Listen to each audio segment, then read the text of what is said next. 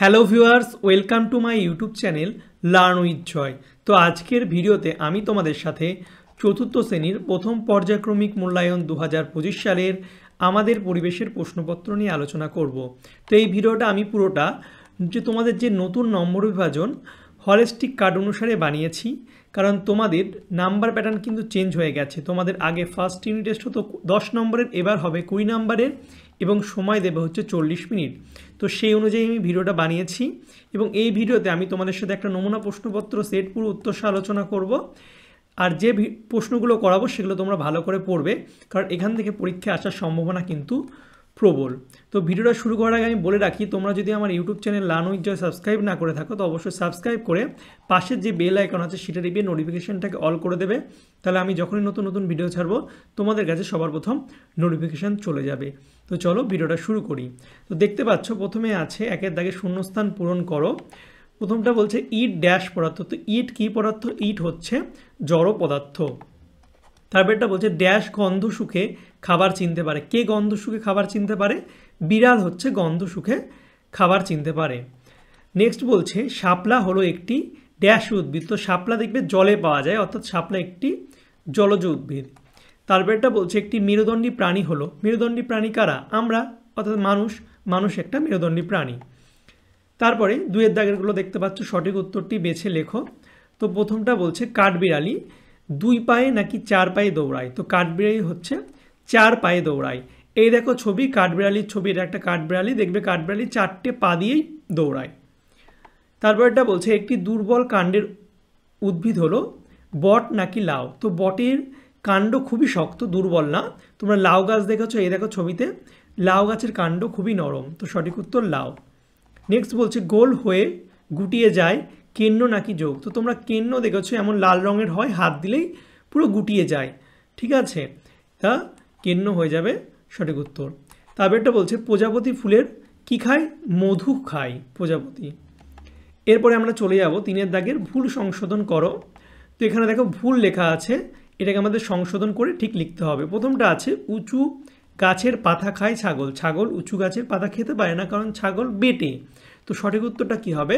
যে উঁচু গাছের পাতা খায় হচ্ছে জিরাফ। তোমরা জিরাফ দেখেছো অনেক লম্বা, উঁচু গাছের পাতা খেতে পারে।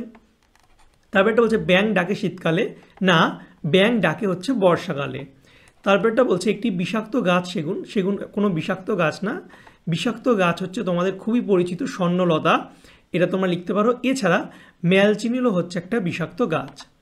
তারপরটা বলছে গায়ের রং বদলায় টিকটিকি। না, টিকটিকি গায়ের রং বদলায় না। তোমাদের বাড়িতে দেখেছো টিকটিকি থাকে, সে কিন্তু গায়ের রং বদলায় না। কিন্তু অনেকের মুখে শুনতে দেখেছো যে গিরগিটির মতো গায়ের রং বদলাচ্ছে। তো গায়ের রং কে বদলায়? কোন প্রাণী? গায়ের রং বদলায় হচ্ছে গিরগিটি। ওকে, এবার দেখো নেক্সট 4-এর দাগের প্রশ্নগুলো করব। প্রথমটা আছে মাছের শরীরে আঁশ এবং পাখনার কাজ কি? তো পাখনার সাহায্যে মাছ হচ্ছে সাঁতার কাটে এবং শক্তপোক্ত আঁশ মাছকে বাইরের আঘাত থেকে বাঁচায়। ঠিক আছে, তারপরটা বলছে প্রাণীর যে কোনো দুটি বৈশিষ্ট্য লেখো।